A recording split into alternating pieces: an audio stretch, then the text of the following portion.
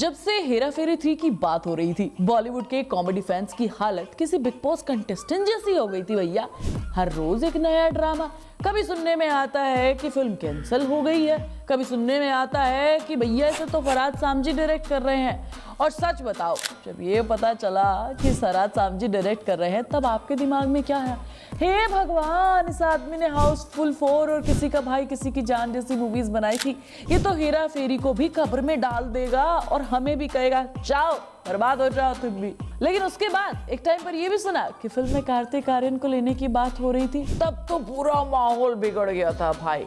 लेकिन फाइनली अब प्रियदर्शन ने हेरा फेरी 3 को लेकर एक बड़ा बम फोड़ दिया है और सबने कहा जश्न का इंतजाम करो।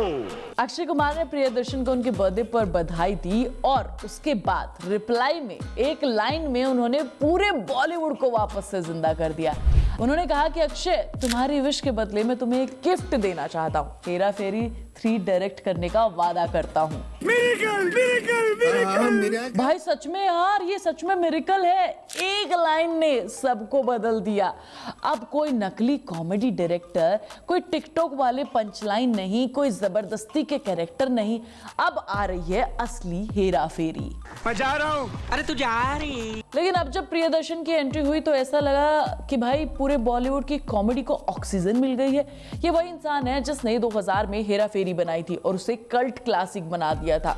मतलब सिर्फ इन्होंने यही नहीं दिया है, हंगामा, हलचल, ढोल, भागम भाग, मालावाल वीकली, चुप चुप के, मतलब एक के बाद एक कॉमेडी फिल्म हमें दी है। मतलब अब जाकर मुझे ऐसा लगता है कि वो वापस से वही फील हमें देखने को मिलेगा। ये वो सारी मूवीज थी जो आज भी, मतलब जब बॉलीवुड कॉमेडी फिल्मों के नाम पे हक देता है ना, तब जाकर हमें इन फिल्मों को वापस से देखना पड़ता है, इन मूवीज को वापस से जाकर देखना पड़ता है, ताकि हमारा मेंटल लेवल थोड़ा ठीक हो जाए। हमारे चाइल्डहुड को प्रियदर्शन ने ऐसा बनाया है कि आज हम उसे मिस करते हैं। इन मूवीज का एक एक डायलॉग आज भी मीम में वायरल है। पर यार मन में एक डर भी है, जब प्रियदर्शन अपनी फिल्मों का रीमेक लेकर आते हैं तो वो कुछ हंगामा 2 जैसा डिजास्टर निकल कर आता है, जिससे वो खुद भी याद नहीं करना चाहते।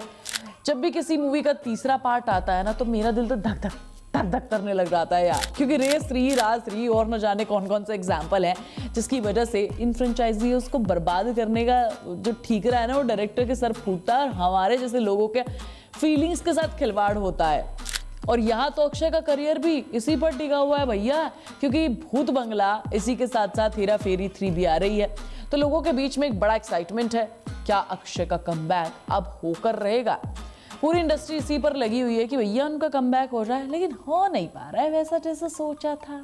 देखो भाई, मैं बस ये कहना चाहती हूँ कि हेरा फेरी का जो नाम है ना, उसको मत बेचो यार, असली फिल्म बनाओ।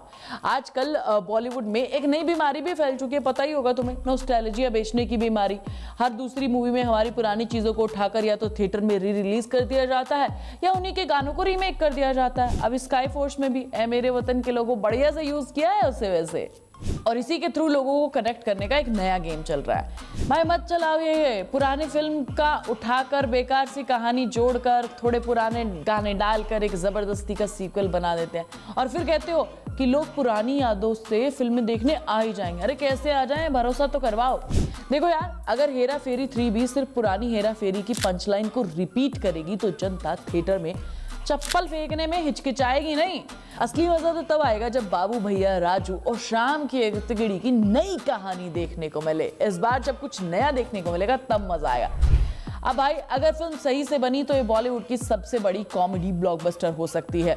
हेरा फेरी की सबसे बड़ी खासियत यही है कि वो मिडिल क्लास लोगों को अपने आप से कनेक्ट करवा लेती है।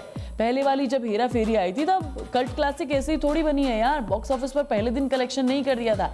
लोगों ने इसे टीवी पर देखा और उसके बाद लोगों ने इसके साथ कनेक्ट करना शुरू कर दिया, और उसी कनेक्शन की वजह से बाबू भैया, हमारे राजू भैया, श्याम भैया, ये सब कैरेक्टर्स आज लोगों के दिलों में जिंदा हैं। अगर इन तीनों कैरेक्टर्स को सही तरीके से यूज करके एक कहानी में दिखाया गया तो मजा आ जाएगा। अगर हेरा फेरी के इस पार्ट को हिट बनाना है तो कुछ चीजें करनी पड़ेंगी भाई। जैसे कि कोई बेकार के रीमेक के जोक्स नहीं होने चाहिए। अगर फिल्म में वही पुरानी चीजों को घुमा फिराकर यूज किया गया, डाला गया, तो भाई पब्लिक ट्रोल कर देगी। असली कहानी और दमदार पंचलाइन होनी चाहिए। फिल्म का मजा भी तभी आएगा जब बाबू भैया अपने पुराने रंग में दिखेंगे, राजू के तगड़े डायलॉग्स होंगे और शाम की वही ईमानदारी होगी। ओवर एक्टिंग और बेकार वीएफएक्स मत डालना, प्लीज मत डालना।